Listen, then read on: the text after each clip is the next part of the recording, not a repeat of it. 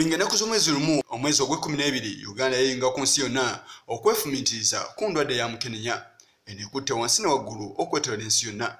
Mu nnyaffe Uganda akadde kano ebibalo biraga nti abantu abasoma mu kakadde akalamba be balina obulwadde bwa mukenenya emitwalo egikulukiza mu 6 be bafuna obulwadde bwa mukenenya ate emitwalo nga2.5 be bafa endwadde ezirina akakwate ne mukenenya. Wabula buli akawuka ke kanyinyitira nga n'abakugu bongera okwefumintiriza engeri y'okukatuula ku nfeete. Kino nno kye kyawaliza Charles Brown okulaba nga abatannakafuna naye nga bali mu buzibu okukafuna abasalira mangu amagezi. Muno mulimu abasawo, bamalaaya n'abantu abalala. Abayiza enkola ey'okumutimbagano ey'okubajjukiza okwekuuma nga bamira empeke eri mu ttuluba erya PrEP ng'eno yakwerinda nga bwayongera okunyonyola. So with this technology like the apps, apart from you going to check how many people are downloading the app and people giving their testimonies, there's no, I don't know how you can test effectiveness. Once somebody is just from self-report and then again from how you see people downloading the app.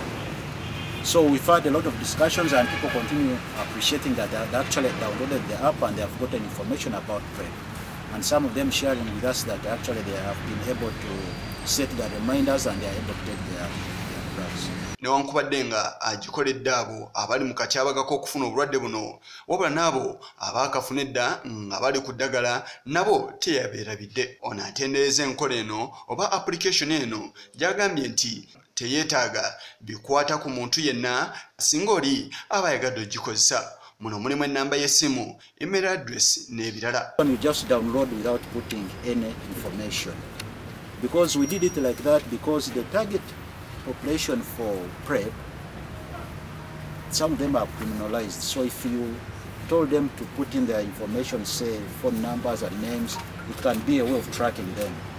So for us to keep people's privacy, we developed this app that anyone can just go and download it without putting any details. Onera atulaze ku ebyo bye baakazuula mu kadde kano okuba yeetandika okukozesebwa abantu ab'enjawulo abaakagikozesaako.